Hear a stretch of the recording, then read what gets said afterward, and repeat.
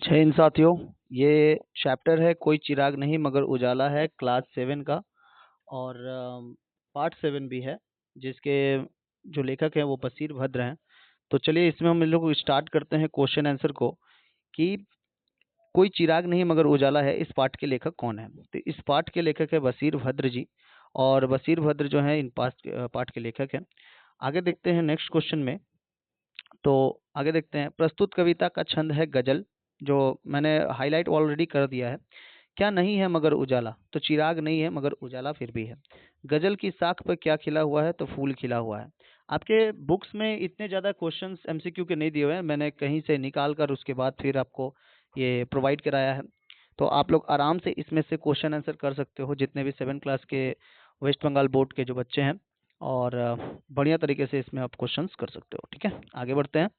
कोई चिराग नहीं मगर उजाला है किसकी रचना है, बशीर भद्र की है। बशीर भद्र का जन्म कब हुआ था, 15 फरवरी 1936 में। ठीक है, 15 फरवरी 1936 में कानपुर में हुआ था। आपको कमेंट सेक्शन में बताना है कि कानपुर कहाँ पर है। बशीर भद्र का जन्म कहाँ हुआ था, कानपुर में। बरसात का दुशाला क्या है, पहाड़ का दुशाला है, उसको दुशाला कहते हैं। आप लोग के शब्दार्थ में लिखा होगा दुशाला का अर्थ क्या होता है। दुशाला का अर्थ चादर होता है, फसाद का अर्थ दंगा होता है, सेहरा का अर्थ पगड़ी या मुकुट होता है, खिजा का अर्थ पतझड़ होता है, चिराग का अर्थ दीपक होता है, शाख टहनी शाख का मतलब होता है टहनी पंक्ति, बेलिबास का मतलब नग्न होता है। भस्म से निकलकर बच्चे ने कहाँ फूल डाला है, तो जली मूरत पे डाला है, मूर्त पर डाला है, मूरत यानी मूर्त पर। अजीब लहजा है दुश्मन की मुस्कुराहट का, अजीब लहजा है दुश्मन की मुस्कुराहट का। ठीक है, अजीब लहजा है दुश्मन की मुस्कुराहट का। आगे बढ़ते हैं। दुशाला का अर्थ क्या होता है, चादर होता है। अभी मैंने बताया दुशाला का अर्थ क्या होता है, चादर होता है। दुशाला का अर्थ चादर। ठीक है, दुशाला का अर्थ चादर होता है। चलिए आगे बढ़ते हैं। तमाम वादियों से तमाम वादियों में सहरा में क्या रोशन है, आग रोशन है। ठीक है, तमाम वादियों। चलिए लघुत्तरीय देखते हैं। लघुत्तरीय क्वेश्चन में आप लोग के वेरी इंपॉर्टेंट भी क्वेश्चन है, आप लोग ध्यान से समझिएगा इसको। कवि ने दुश्मन के किस लहजे को अजीब कहा है, ये क्वेश्चन है। कवि ने दुश्मन के लहजे को यानी कि किस लहजे को अजीब कहा है। कवि ने दुश्मन की मुस्कुराहट के लहजे को क्या किया है, अजीब कहा है। क्योंकि अपने उस दुश्मन अपने उस लहजे से उसे पतन की ओर ढकेलता है। कवि संभलता है दुश्मन की परिवर्तनशील विचारधारा को अजीब माना गया है।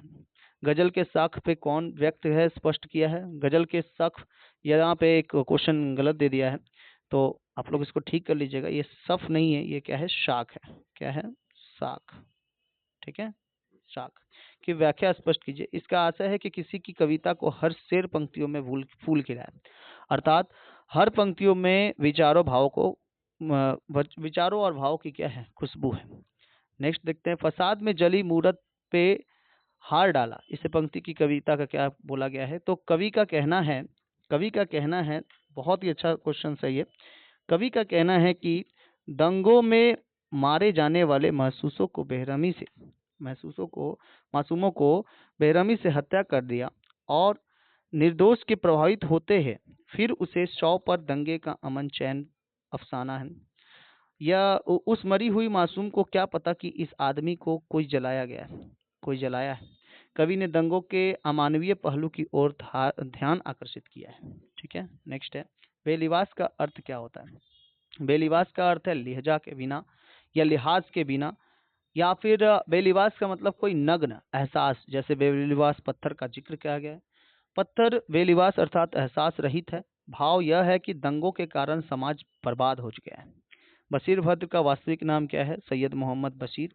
बशीर भद्र को पद्मश्री पुरस्कार 1999 में मिला था। बेलिवास का अर्थ होता है उसका तात्पर्य भावनाओं का बोध विभिन्न होना। कवि को किस मौसम ने पाला है। कवि को बर्फीले और पतझड़ वाले मौसम ने पाला है। स्पष्ट किया है कि कवि विपरीत परिस्थितियों में भी क्या रहे, समर्थक है। इस कविता का सारांश अपने शब्दों में लिखना है। कविता का सारांश जो है अपने शब्दों में लिखना है। यहाँ मैंने पूरे शब्द में अपने लिख दिया है। सुप्रसिद्ध शायर बशीर भद्र ने गजल या कविता में महत्व को स्पष्ट करते हुए बताया है कि सत्य स्थिर नहीं रहता, समय मापदंड बदलता रहता है। ये मैंने लिखा है, आप लोग इसको आराम से स्क्रीनशॉट ले सकते हैं और आराम से लिख सकते हैं, जो भी 7 क्लास के बच्चे हैं।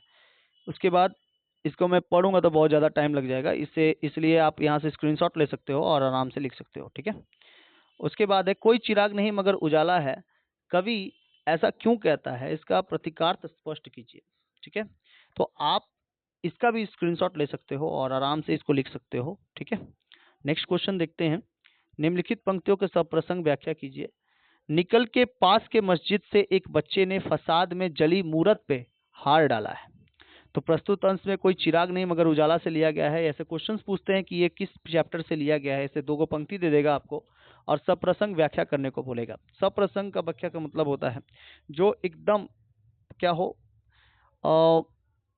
जैसे आपको संदर्भ व्याख्या देना है, संदर्भ लाइक उसके बारे में बताना है, उसके बारे में आपको सॉल्व करना है और उसके बाद उसके लहजे के अनुसार, यानी कि आपने जो कविता पढ़ी उससे क्या समझा आपने और उसको ससंदर्भ व्याख्या करते रहना है। ठीक है, दंगा फसाद असामयिक तत्वों के द्वारा किया जाता है, परंतु इसमें निर्दोष जो होते हैं वो सबसे ज्यादा पिसते हैं। दंगा फसाद तो दूसरे लोग करते हैं, लेकिन निर्दयी लोग निर्दोष लोगों को मार देते हैं जो निर्दयी है।